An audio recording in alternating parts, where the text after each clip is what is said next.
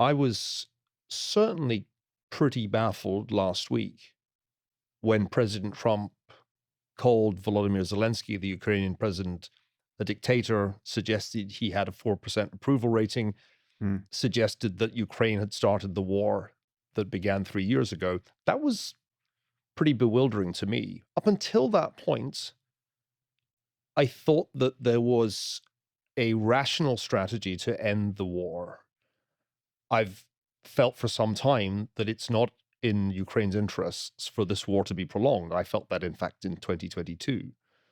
And I thought the rational strategy, which had been articulated by a number of people in the administration, including Vice President Vance, was to apply pressure, economic and potentially military pressure, to Russia to get to a deal. The Ukrainians had more or less acknowledged that they would not get their territory back in the short run, but that they would accept that if there were security guarantees. The outlines of some kind of armistice, at least, were apparent.